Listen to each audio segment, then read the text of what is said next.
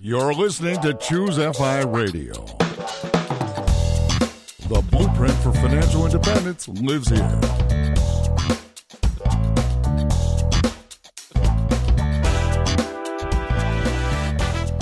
If you're looking to unlock the secrets to financial independence and early retirement, you're in the right place. Stay tuned and join a community of like-minded people who are getting off the hamster wheel and taking control of their lives in the pursuit of financial independence. Choose FI, your home for financial independence online.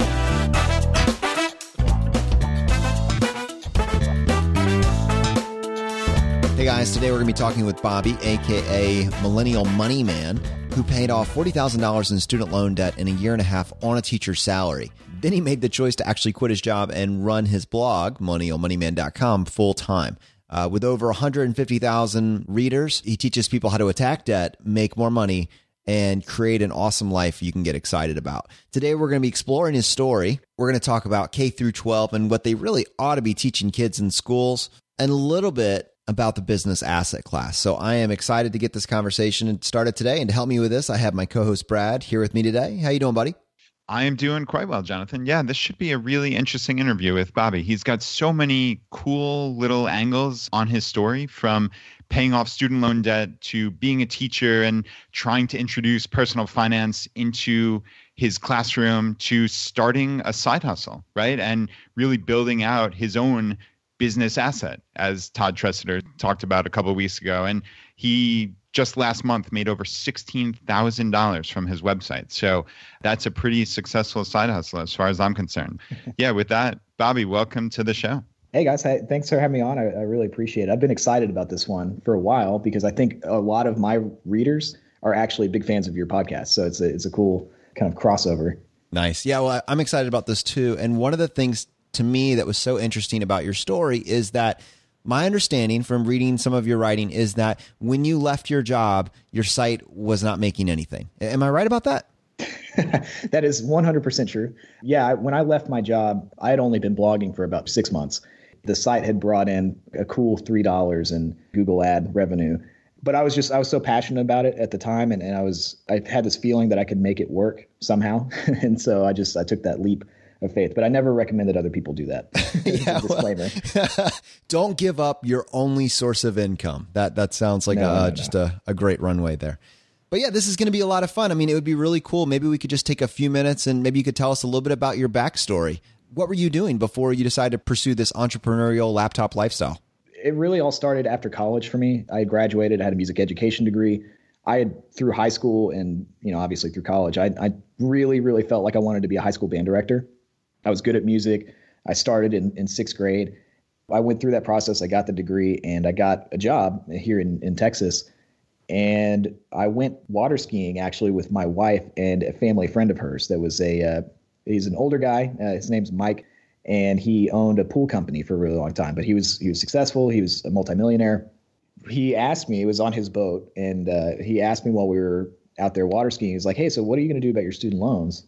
I didn't have an answer because I was 23. I didn't know anything about personal finance or money. Like, I was not interested in this world at all. And he basically was like, hey, here's what you're going to do if you want to be successful. And he told me to keep my living expenses as low as possible, throw everything that I possibly could at the loans. And so back then I was impressionable and still young enough to where I would listen to him without really thinking about it too much.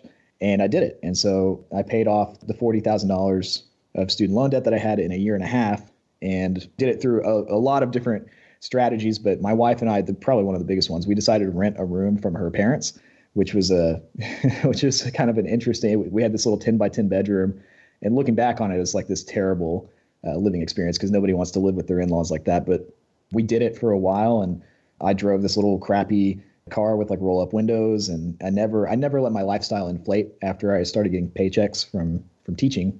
And so I just threw everything I could at those loans. After that, I got really, really excited about personal finance because I realized that nobody around me, none of my colleagues or my friends or anything, they never talked about money. And so I was like, I want to start kind of talking about money. So I went over to medium.com and I wrote this, I don't even know, it wasn't really a blog post. I just wrote this thing that was kind of just like almost a thesis statement on like what I thought millennials should do with their money. And I shared it on Facebook with my friends, and it kind of went mini viral. And I realized that like, hey, I might be kind of good at this. And so I started Millennial Money Man and just started blogging, kind of trying to figure that out. And then at the same time, we had these advisory lessons while I was teaching.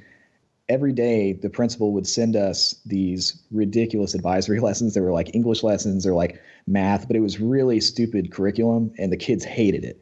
And so I was like, well, why don't I just start talking to them about money?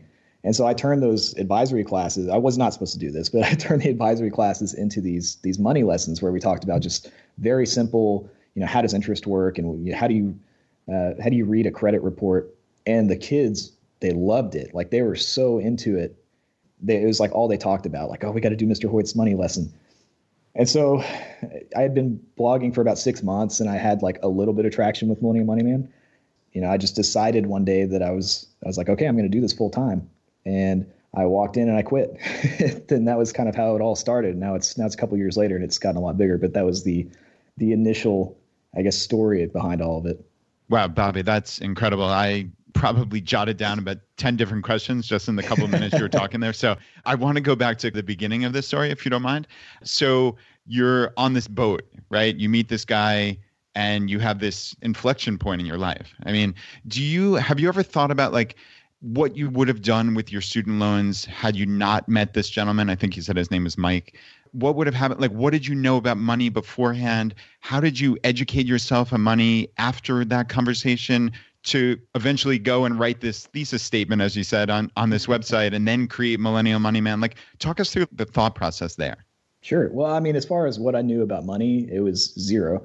I'd never been interested in money. And I think a lot of teachers make that choice because you're not going to make a lot of money. So you just kind of go like, yeah, whatever happens, happens. And so, I was not interested in personal finance. The reason that came up in the ski boat while we were out there, the lake that we go water skiing on has all these like beautiful mansions.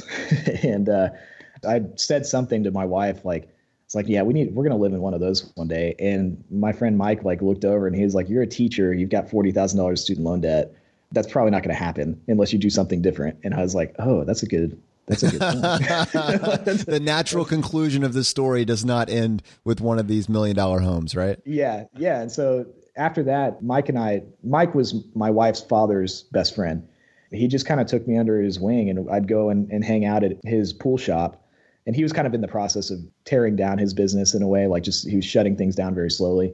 And he decided that he saw that I had kind of like an entrepreneurial spirit, but probably didn't know it yet. And he started teaching me everything he could about personal finance. He's a really seasoned investor, and he had obviously built a very successful business too. So, I mean, we'd go up there and drink a couple beers, and like he'd pull out his P&L statements, and he'd pull up his accounting program and be like, this is how you do accounting. And he'd pull out his stock accounts, his brokerage accounts, and walk me through everything and let me see all the numbers. So looking back on it, it's pretty fascinating that he did that. And he's a great friend of mine now. And we have like a 40-year age gap almost, but he mentored me through that whole process. And that was how I learned about personal finance and how I got interested.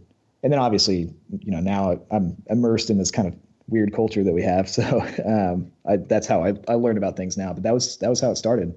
What struck me was this one point in time, and you could see it, where the light bulb really went off for you in this kind of, wow, if I can do this, I can do anything mentality. It was the paying off the $40,000 of student loan debt. And you can almost see this as this inflection point in your life, this natural springboard, where just making that single decision was the catalyst. And you said, wow, if I can do this, you know what? Now I have something to add to the conversation. This is something that now I'm not just talking about it in theory, but this is practically how I applied this. And I added this new level to my life. And from here, I'm just going to go and I'm going to, create something that hasn't existed before and add value back to the world.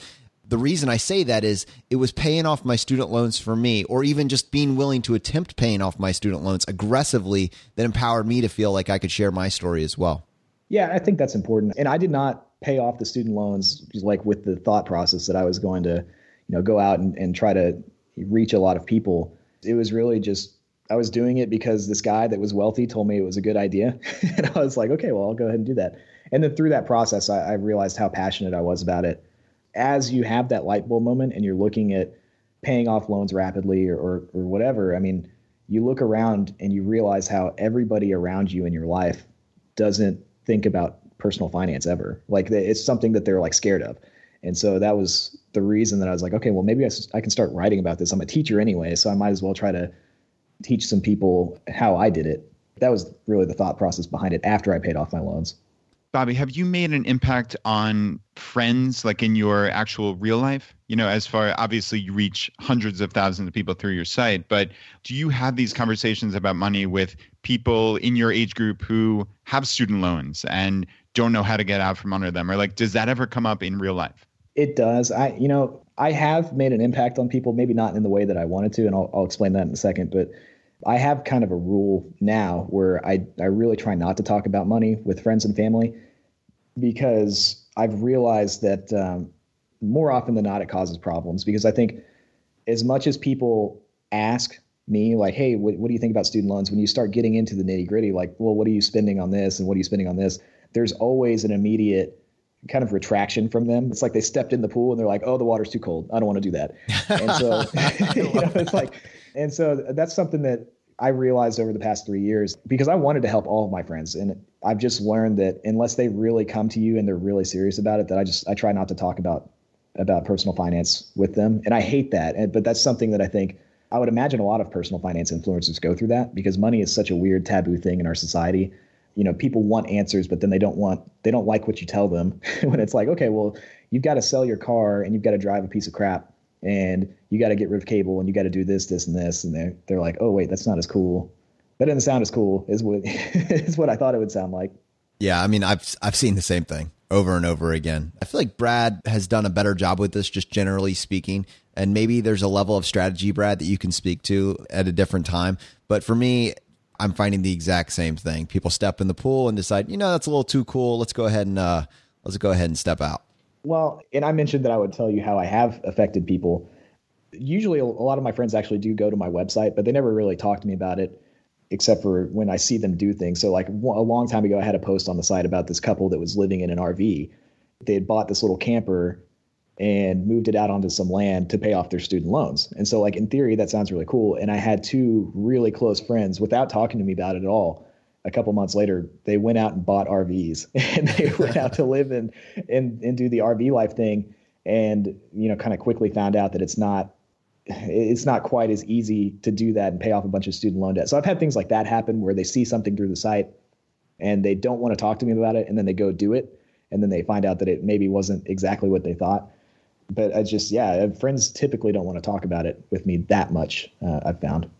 Well, you published this on your site, and so I thought this would maybe be a natural transition. Your site really has blown up, and it's become more than you could have ever hoped for, at least, comparable to what your traditional path looked like before.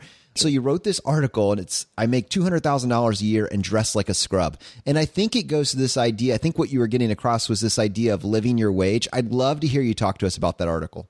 Yeah, I wrote that article. I think I wrote it in a coffee shop, and that was really kind of inspired by. There's this coffee shop that I go to and I write at quite a bit.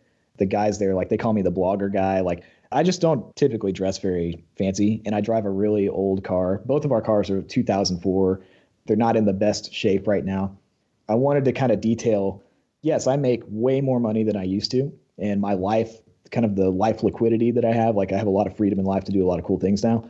That's changed, but I haven't changed who I am. I'm not a flashy dresser. I don't need a cool car. I don't need all that stuff. And I think part of the reason that I wrote that article is to show people, like, just because you make more money, you don't have to act differently. You're pretty much going to be who you were in most cases. But if you're poor and you're flashy, then when you're rich, you're going to be flashy, but you're probably going to be like living paycheck to paycheck. So that was kind of the thought process behind that article.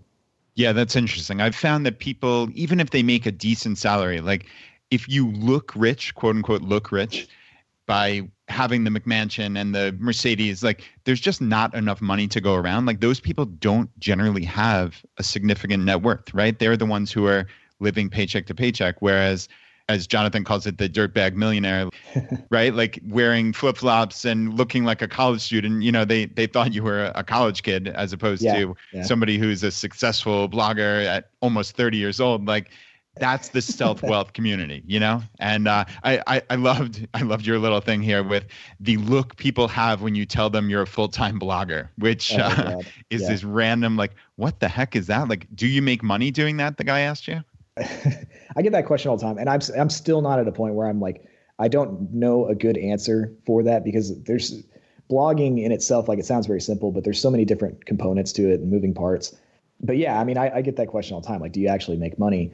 And I think also for me, like, the point of that article wasn't to tell people that I just dress like a scrub for no reason. It's just, that's just how I've always been, like I've never been into clothes and stuff like that. And actually, after I wrote the article, my wife, she read it, and she didn't realize that all of my socks had like holes in them and all of my underwear had holes in them and stuff. And she made me go out and buy new stuff after that article.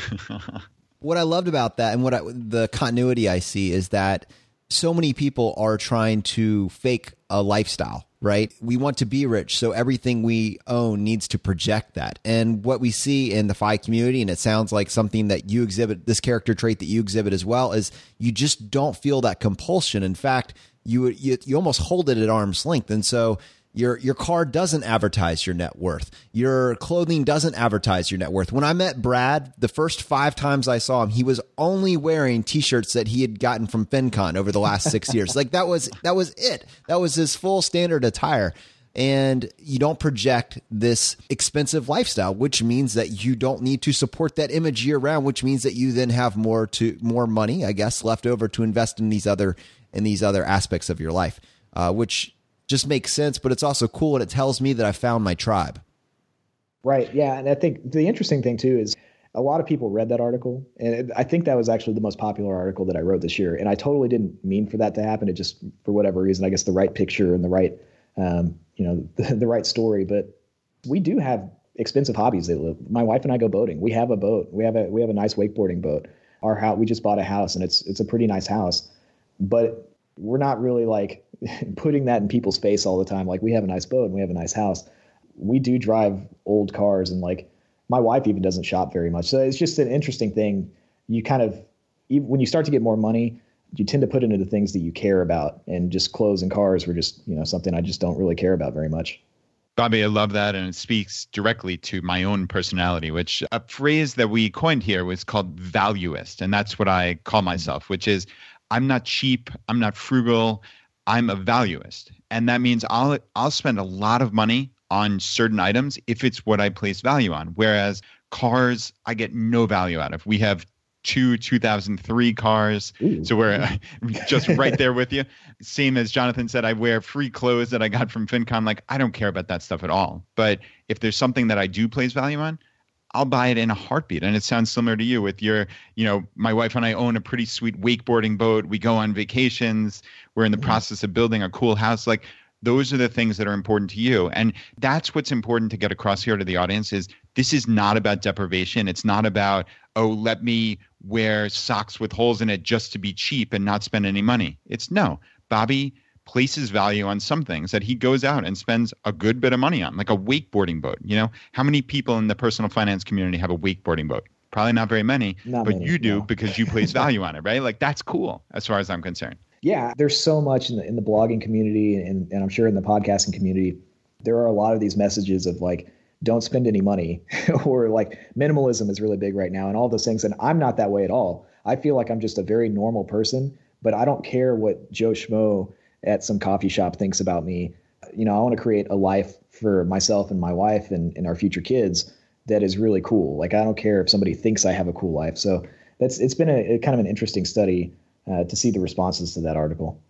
One of the places that I thought would make this particular conversation so interesting is if we could actually leverage your experience as a teacher and as a band director and take a few minutes and talk about if you were back in that position, knowing everything that you know now about money, what points, what thoughts or ideas would you absolutely want to communicate to kids? What would you actually want to teach kids about money? Well, I think first I would try to really impress upon them. The student loan thing is so bad right now. And I mean, my site is really focused towards people with student loans because obviously that was my story. And, I still get emails all the time that are heartbreaking about people that they went out and got degrees and like maybe they had, $180,000 of debt, but they didn't get a degree that allows them to pay that back. I would talk to kids a lot more about, do you actually need to go to college? And it's a weird thing because when I was teaching, you'd walk through the sixth grade campus and they had these little flags everywhere that was like, each hall was like, Texas A&M hallway and like Texas Christian University hallway. Like they push school districts, I think kind of, I don't want to say mistakenly push, but it almost is a mistake in my opinion. They push the narrative that you have to go to college from such an early age. They're indoctrinating these kids into thinking that the only way that they can have success in life is a degree. And I think it's well-intentioned, but I think it's also dangerous because we're seeing this ballooning student loan debt and these people that are really struggling. And everybody, wants to blame the kids for taking out the degree. But what I saw all the time was that, 16-year-olds were making decisions about the rest of their life based on what high schools and junior highs had told them was the path to success. And so that would be my first thing is like, you don't have to go to college. You don't have to go live in the nice dorm. Like if you do want to go to college, go to junior college first, or live at home, whatever. And when I tried to talk to kids about that, there was a lot of pushback because that was so radically different from everything they had ever heard. Yeah, I see that as well. And it's something that you're threading that needle. And it's not that there's anything intrinsically wrong with college or that college isn't necessarily an amazing idea for somebody, but rather taking out $100,000 in student loan debt to pursue a degree that may or may not have a job waiting for you on the other side is probably a bad deal. Right. And it is. And it's unfortunate because it's like you have a lot of teachers, and I'm not bashing on teachers because I was a teacher that had student loan debt. You have a lot of teachers that have a lot of debt, have a lot of student loans, telling kids to go do the same thing because they think that's what they're supposed to be telling kids. And I think, you can make way more money as a welder than a lot of people think. You can make a lot more money as a plumber. And honestly, I think we're going to need more of those jobs as the people that have them right now are retiring. And I can't cite the exact statistic, but I know in Houston, there's a big problem with trade work not being filled with new people because it's just, schools haven't pushed that. And I think that that's unfortunate. Bobby, knowing what you know about the educational system and being on the ground for it, and also thinking that not everybody should go to college, which I agree with as well. It's this societal thing that we've kind of pushed down kids' throats. At what point along the way would you teach kids that there are other options? There are these welder jobs and electricians and all sorts of other jobs that don't require a college degree, but are absolutely necessary. And frankly, people can make a lot of money with. Like, at what point would you change that emphasis? Honestly, I'd do it probably around 6th or 7th grade. What I saw, and this isn't probably based on any science, this is just from, being in the classroom with kids. What I saw was that, around 6th, 7th, 8th grade, kids really form a lot of their views of the world. And they're very intuitive. Like a lot of people think like, oh, dumb junior high kids, but they're really intuitive and they actually pick up a lot during that age. And I think that that's probably when a lot of the you have to go to college to be successful sets in. I had students that were already talking to me about, it's like, hey, what do you want to do in life? They're like, I want to go to University of Texas. Because their parents either did it or whatever. And that gets really strongly indoctrinated on them at that point. And then once they get older, it's harder, as kids get older, it's harder to kind of change their mind about things. So I'd start, easily 6th grade, probably not 5th grade because I don't think they're quite developed from like a mental standpoint to understand what you're trying to tell them. But once they get into the junior high range, for sure. Yeah, that's great. And where does the interplay come in with personal finance education? Because, you talked about these advisory courses that you kind of hijacked, right, to teach personal finance stuff. And I think that is a crucial bit of education that people are just not getting. I'd love to hear where you think that should be involved and how you'd go about teaching it, if that's something you could explain to the audience. Sure. Yeah, I think I wouldn't talk about personal finance in junior high because I think what I found is like kids at that age, they don't really have a concept of money. Like they have a concept of like all these things they want to do in their life, but they've never made money before.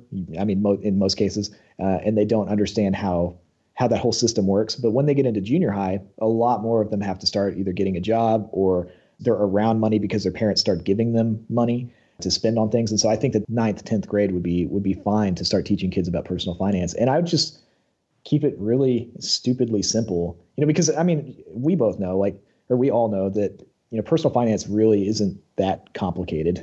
A lot of times it's like kindergarten numbers. And so I would just stick to just easy things like what's an asset, what's a liability. Like you don't have to get into like compounding interest or anything like that. It's just, if you put your money into this thing, you're going to get more money. If you put your money into this thing, you're going to lose it. And if you borrow money for this thing, that's depreciating, like you're going to lose that. So I think that would probably be the biggest thing that I would talk about from the beginning.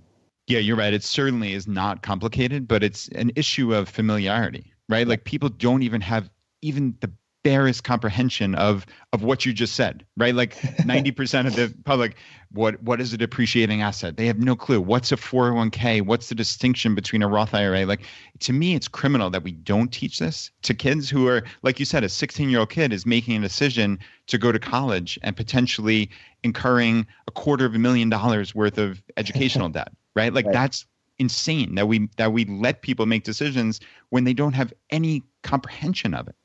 Well, yeah. And I think, in Texas, at least, the standardized testing is just really intense, and it's eased off in the last couple of years.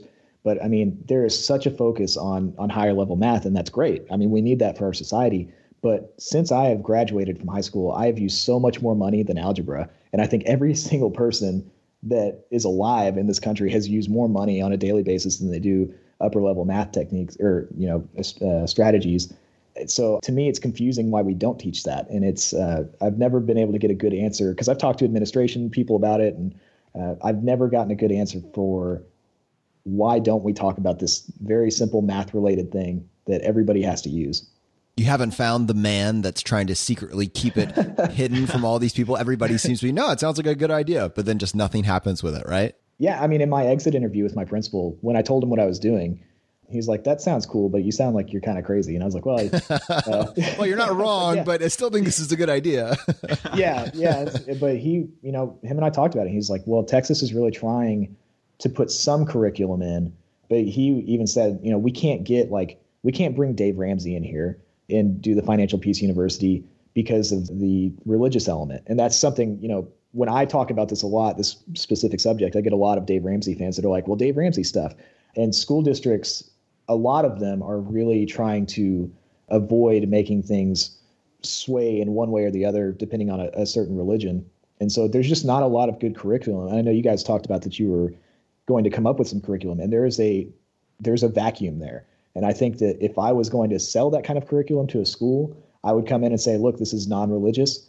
This is not biased in any way. We just want to help kids out. And I think that you would have massive success with that.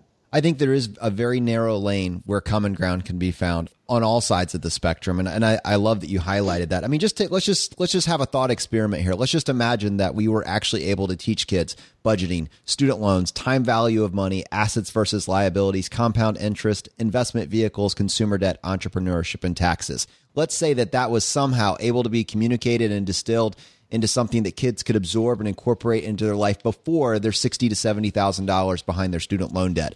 How does the world change? I mean, think of the opportunity when you're starting life 18 years old with a fresh slate.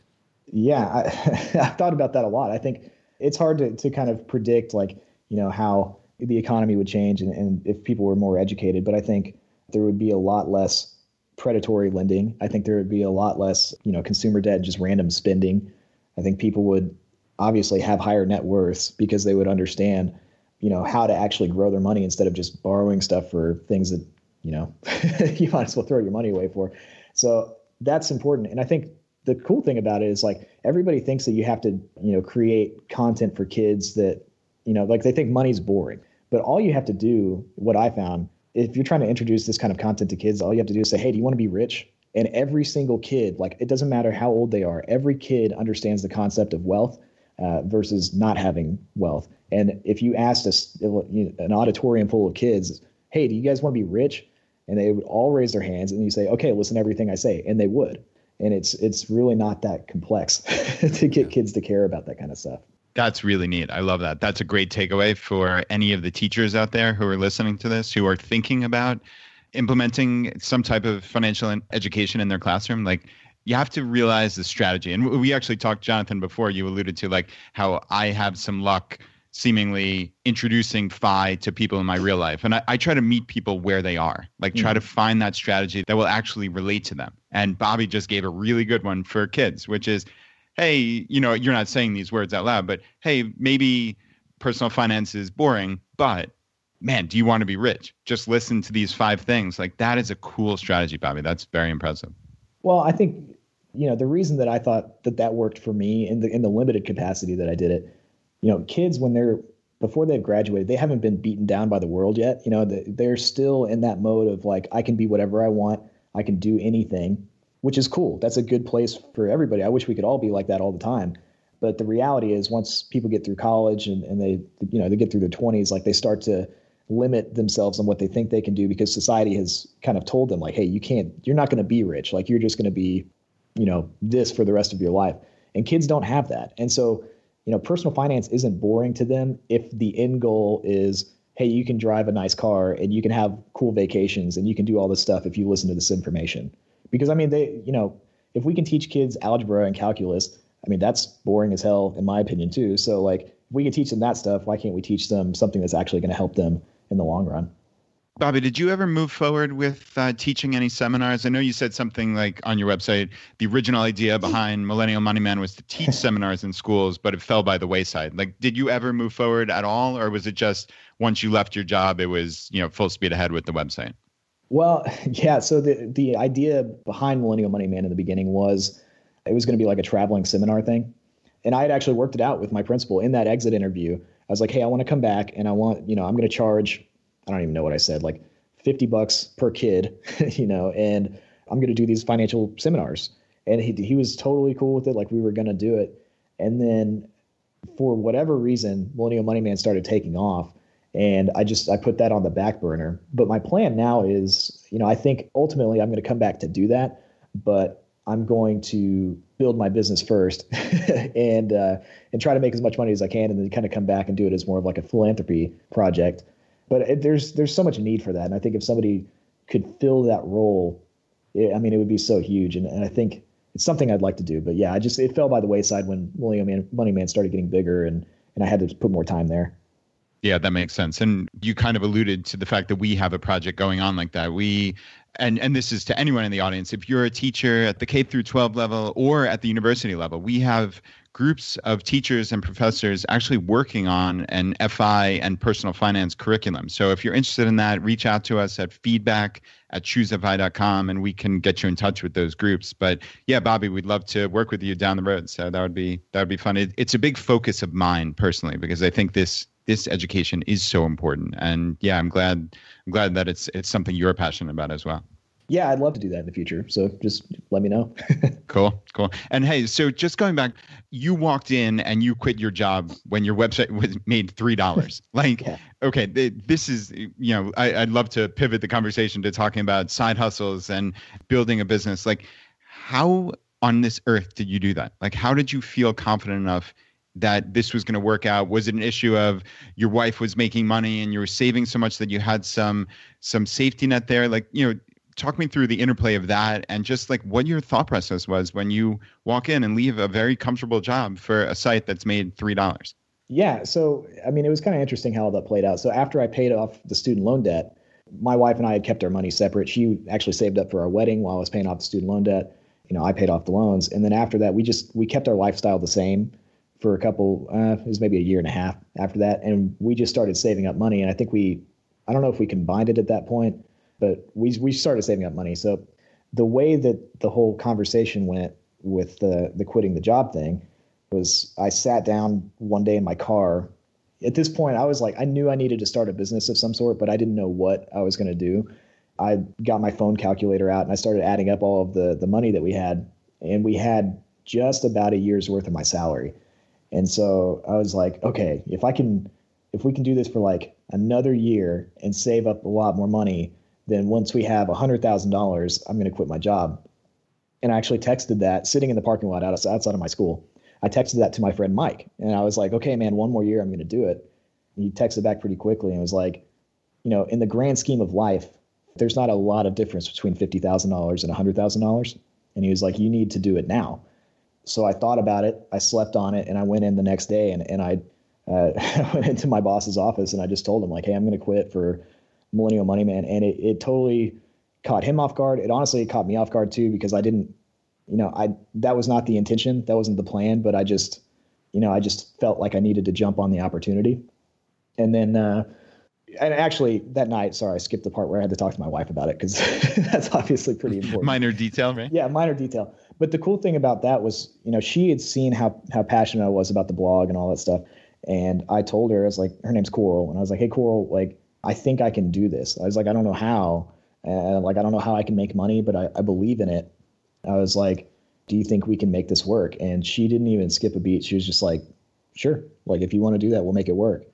So that gave me she basically gave me the green light on that. And so then the next day I did quit.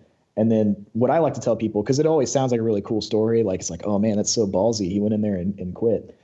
The night after that, I woke up at probably 3 or 4 in the morning, and my heart felt like it was about to explode out of my chest. Like I felt like I was dying. I went into the bathroom. No. It's totally. And I went into the bathroom and I just looked at myself in the mirror. It's like, oh my God, am I dying? Like, what is happening? It probably took another half hour for it to like calm down. I mean, my heart was beating out of my chest. And so the next morning I talked to some people about it, and they were like, oh dude, you had a panic attack. And I was like, oh, like I have never had anxiety in my life. I've never had a panic attack. Like I've never had any of those kind of issues.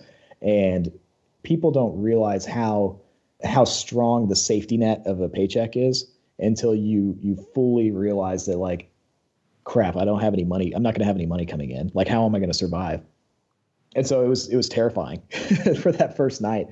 You know, fortunately that hasn't happened since, but I always try to add that part into the story, because I've had people that have seen my story and have emailed me and said, hey, like, I saw your story. I've been so inspired by it. I quit my job to run my website. And it's just like, oh God, no. And so I've tried to be really responsible. I feel like it's irresponsible if I don't add in the panic attack and like sheer terror part of it the day after I quit. I love that entire take on this. And I think actually this would be a great place for us to actually go back and tie a thread to what we were talking about earlier about how essential is college. And it's not to relitigate that, but rather to point out the obvious, that when you're focused on achieving a level of personal finance, achieving some level of financial independence, it's just a function of the math. And so instead of trying to figure out the absolute perfect job for yourself when you're at your most fragile point in your life, 16 to 18 years old, and everybody's telling you have to get to school to get this one degree because that's the only job that you can be successful doing, maybe it's worth your time to take some of the pressure off and realize that there are a million different ways to tackle this personal finance game, and you might be better off pursuing something that actually makes you happy, and then figure out how the math works behind that. And so what I love about this is it gives us a way to talk about business. What I'd love for you to do, Bobby, is maybe just take a couple minutes and talk to us. Someone decides they're going to pursue a side hustle business or passion project. It's day one. They haven't made $1, or maybe they've made $3. What's their next step? Well, I think, first, we probably should back up just even choosing the side hustle, because that's what I see the most indecision on, is like, what should I do? And it goes back to what you said. Like, everybody wants to, have the perfect job or the perfect business. I think the interesting thing about side hustles is that they can be stupidly simple and they can become wildly successful. Like one of that I always try to tell people is like, you can go out, and there are people all around my neighborhood that do this. If somebody puts out a piece of furniture that looks like trash, somebody can pick it up and go paint it with like chalk paint or something and flip it and make $100. And even my mother-in-law, who doesn't know anything about the internet, doesn't know anything about, really side hustling or anything like that, she goes and does that, and she makes several $100s a month just flipping furniture. And so I think that a side hustle, it doesn't have to be like the perfect, glamorous, start a blog and become a millionaire, or, whatever, like, some kind of cool startup. It can be something really, really simple that you can scale. And then through the process, like, businesses most often don't look how you intended them to look when you start. So like for me, I thought the Millennial Money Man was going to be this rolling seminar thing, and it turned into a blog. So you can start the furniture flipping thing, and then maybe all of a sudden it turns into like, now you've got a storage unit and you're flipping stuff out of the storage unit. And then all of a sudden you've got a storefront, and then you've got an online store. Like, everything is scalable with the internet. And so I think that would be where I would start. Don't overthink the actual side hustle. Just get started doing something and then try to scale it. There's so many different side hustles, and it's not really, I don't think this would be the place for us to talk about every single side hustle that we've ever encountered. People have literally written books. There's entire websites dedicated to this. Certainly, we have people in our audience that have made the decision to start documenting their story via a blog. And since you have been wildly successful with this over the past couple of years, do you have any specific advice to someone that's trying to figure out how to break through the noise and how to really start getting some traction with their new internet-based business or blog? Yeah, well, blogging is a very complex and ultra slow business model. I think that you shouldn't start a blog unless you're ready to click publish for like a year without seeing a dime ever roll in. And so a lot of people that I see, like, they're like, how can I make money quickly with my blog? And the sad answer is like, you can't. But the cool thing about it is that you can make money with related services. So the way that I actually started making money, because I quit my job, obviously had no income, and I didn't realize how slow the blogging business model was. I started doing marketing services for local companies. There's local businesses all over the place that have blogs on their website that are probably crappy because nobody actually pays attention or knows how to write content. And so if you blog for like 3 to 6 months and you don't even have to have like wild success, you can use your blog as a portfolio to go out and get local marketing clients. So that's what I did. And the guy that did my wife's engagement ring, I showed him my blog, and that turned into like a freelance writing gig, which turned into managing all of his marketing. And so I was able to do that as kind of a side hustle while I grew Millennial Money Man. So I think whatever you're doing, you always have to look on any online-based business.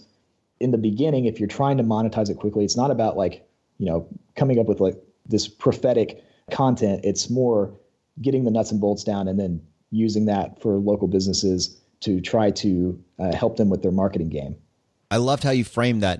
And in particular, the fact that you latched onto just by the fact that you created a blog, you developed a skill set that are in high demand. It's in very high demand. We just started this conversation by basically saying that almost any business, if it's going to be scalable, will require the internet. And so you making the decision to create a blog forced you to develop a very high demand skill set, which you then took that entrepreneurial bent and marketed to your local community.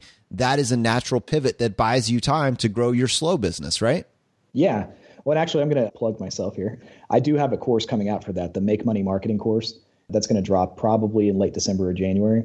And it's going to be just that, like how to use your blog as a portfolio and show it to local businesses, target local businesses that need your help. Because there are so many bloggers out there that are trying really, really hard to make it, but they're not making any money. And I think that this is the fastest monetization strategy. It's faster than affiliate income or sponsored posts or any of that. It requires more work. But if you really want to make money online, that's the game, the local marketing thing. Because if you run a blog, you have to think you run social media, you manage email campaigns, you manage just online presence in general, website design, everything. And that's all for all of these small business owners out there. They all need that. And they just don't know how to do it themselves. And so I think that is easily the fastest way to monetize a blog. That's a great point, Bobby. I love that. That reminds me of the author Scott Adams and his talent stack, as he calls it, which is basically accumulating all these different skills that you might not be world-class at it. You personally, Bobby, might not be world-class at marketing for local businesses. But if you're in the top 10%, and you're in the top 10% of creating WordPress sites and understanding social media and writing and all these different things, you are a very, very valuable asset for local businesses, even for national level businesses potentially. But start locally, right? Like that's a cool little hack because in all likelihood, in your or in wherever someone in the audience listening to this is, in your little city or town, like there's probably not someone with that set of skills. So it's important to keep your mind open. And like you said, you thought Millennial Money Man was going to be teaching seminars about personal finance to kids. Here you are with its ultra successful blog and courses on how to create, marketing for local businesses. Like that is amazing, right? Like how cool is that pivot? It was just because you kept an open mind. Yeah. And I'm going to go off on a very tiny rant here for a second, but it's one of the things that I've come across a lot from people that start a blog or try to start an online business. Like there is this vibe out there right now in the blogging community. Anything that's not an efficient way to make money is a waste of time. And that's something I've seen a lot is like only go after, certain ROI that's easier to get than other stuff. And I disagree with that because, affiliate income, I make great affiliate income, but I wouldn't make affiliate income if I hadn't learned how to do all of the sales from the marketing and been able to take that money and put it back in my business. So I think there's too many bloggers that like see these successful bloggers like me and they're like, oh, they're making 50, 60K a year in affiliate income. Like I'm only going to do things to try to get affiliate income. when it's like, no. I went and did like the legwork and got clients and had to deal with clients, which is hard. And I put in that work. And so I think you have to be realistic with yourself about your business. Like, you're not going to go viral and just start making millions of dollars with a website. There's a lot of people out there that are probably saying the same thing. So you're going to have to find other ways to make money rather than just like, magic affiliate money that comes in. Sorry, just a little rant. No, that's a great rant. And I agree with that completely. I mean, when I started my first site, which was richmondsavers.com, I wound up helping people one-on-one with travel rewards. I was a CPA at that point. I'm a manager at a Fortune 500 level company. And there I am at my lunch hour on the phone with someone for a half hour talking about travel rewards, because I knew I could make some money on the back end if they use my affiliate links to sign up for credit cards. While it sounds crazy to me now, that was a hybrid business that I came up with that bridged the real world and the online world. And I looked at it almost as a customer, even though they weren't paying me. And that was just like this little idea that I had from basically being an accountant and looking at it not just as an online business, but how can I make this a hybrid business?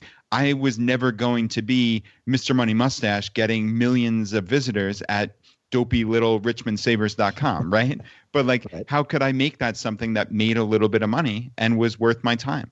And that was my thought. And it did work out well. And then I was able to scale it. To your point, look for that foot in the door and then find a way to scale it, right? I was able to then pivot and create an online course that was able to do it much more efficiently. And I didn't have to spend a half hour of my time with one-on-one with a person, right? So I think that is a brilliant idea for the audience out there, is look at where you can add value and don't just follow the herd. If the top SEO and internet marketers are saying you need to get a certain return on investment, okay, that's fine for them because they're probably making millions of dollars. But most blogs make very little money at the beginning and maybe make very little money, period.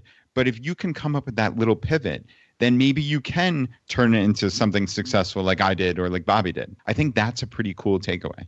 Yeah, and to just to simplify, if somebody's looking at a blog, if you want to know the long game of how to make $1 million a year, you start your blog, you write stuff you're really passionate about, get a loyal following. Doesn't have to be huge. Then figure out a cool way to make money that nobody else is doing, or some other people are doing, but not a lot. Then document it for a couple of months, maybe a year, and then create a course on it and sell it to the people that you built trust with. That's how you take your blog from nothing to $1 million a year in 4 years. The online course thing, for me, I've got 2 online courses coming out in January. I truly believe, just because of the interest that I have built up in this, because I've been building trust with my readers for so long, I think that I'm going to gross over $500,000 with my blog next year. That's the game. Figure out a way to make money, document it, show people you're having success, and then create a course and teach other people how to do it. Awesome. Well, normally that would wrap up the interview, but on this show, we want to give you the chance to tackle the hot seat. Are you ready for this? Yes. In a world drowning in debt and rampant consumption, trapped by the chains of lifestyle inflation, these questions highlight the secrets of those who have broken free. Welcome to the Choose FI Hot Seat.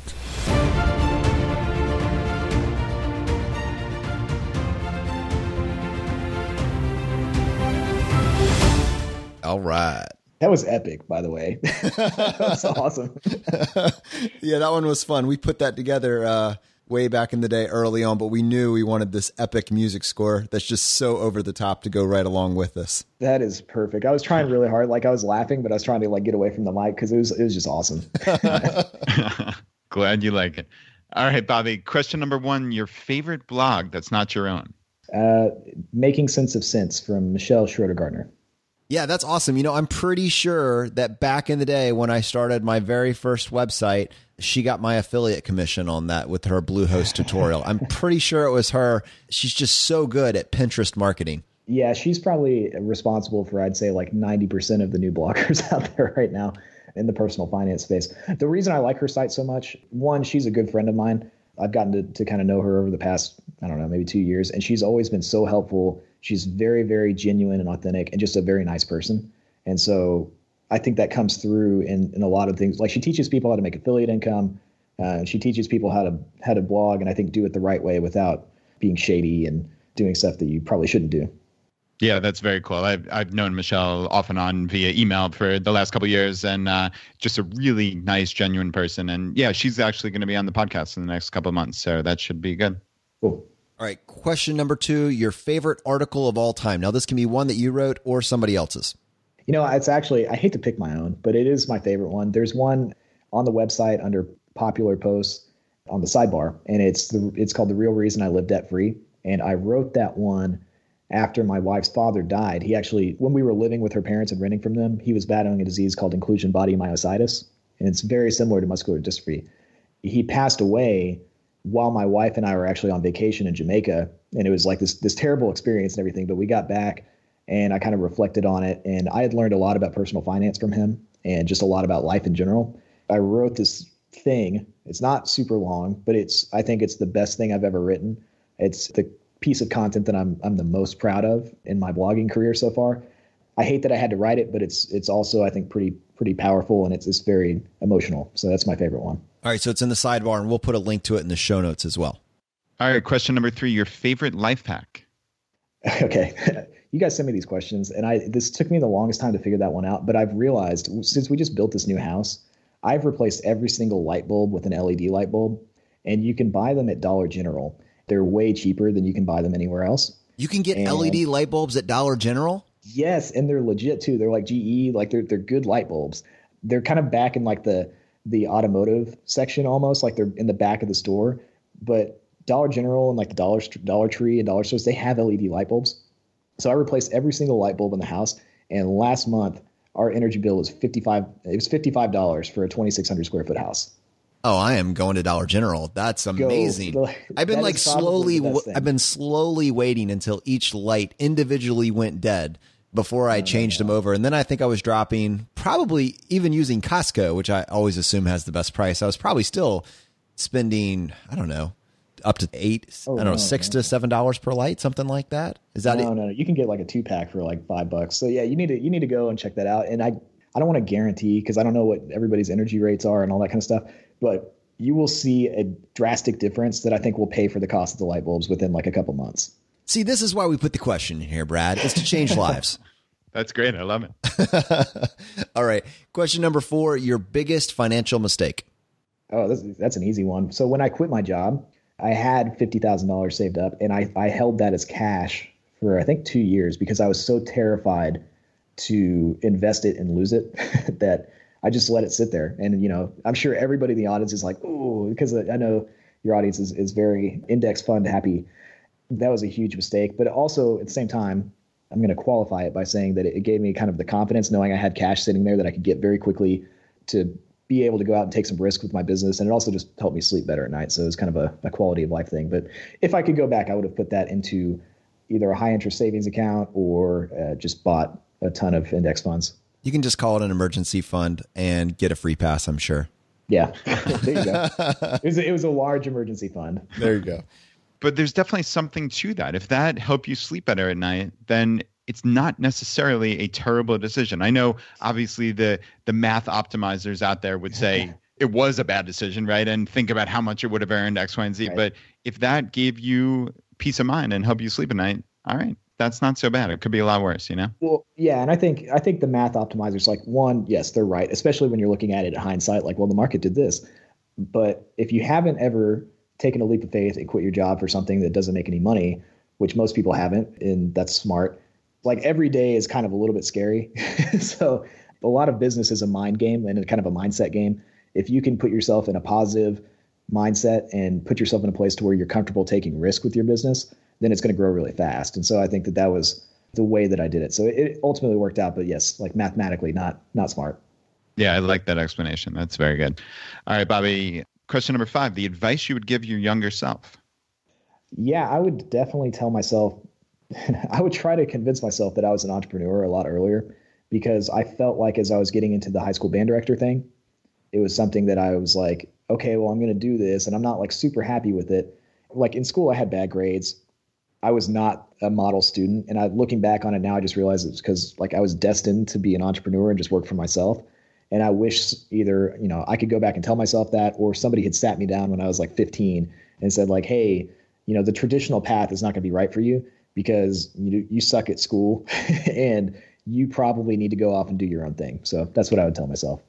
I love that. And I can totally identify with what you're saying. I think if you were to reflect on that further, though, the decisions you made up to this point gave you your story, which is giving you the level of success that you're having today. So it might have been good advice, but you would not be who you are now without those experiences. And I think the actionable key there for the audience, this is one of those questions that it's, what advice would you give your younger self? And I think it's very useful, especially when you're talking about mentoring the next generation, to think about that. But at the same time, don't take that with regret. I mean, in actuality, the decisions you made you who you are now. And in many cases, that's giving you the ability to thrive. So instead of doing that, say, what can I learn from this and how can I, direct my life into a future that I can get excited about?